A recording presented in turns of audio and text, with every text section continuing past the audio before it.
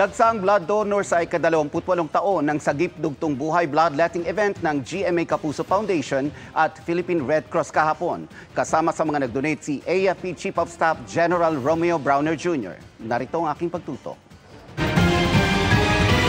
20 years and counting na ang Sagip Dugtong Buhay, ang taunang bloodletting event ng GMA Kapuso Foundation at Philippine National Red Cross. Layo nitong makalikom ng maraming blood bags para makatulong sa mga taong kailangang masalinan ng dugo.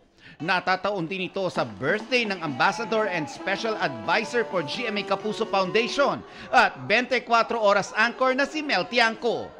Siya raw kasi mismo nangailangan dati ng dugo.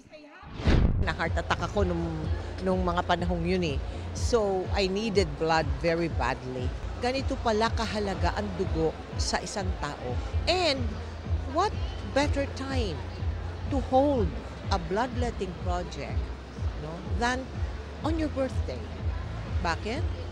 Aba, nakalampas ka na naman ng isang taon.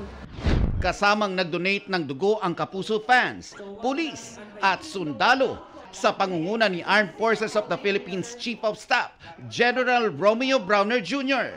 Nag-donate din ang AFP ng 4 million pesos para makatulong sa mga nasalanta ng Bagyong Karina. Tinanggap ito ni GMA Kapuso Foundation Executive Vice President and Chief Operating Officer Ricky Escudero Katibog.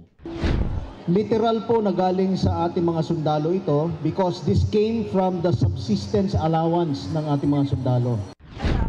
At para maging mas enjoyable pa ang charity event, nagpakilig ang ilang Kapuso artists tulad ng Sparkle P-Pop group na Cloud 7.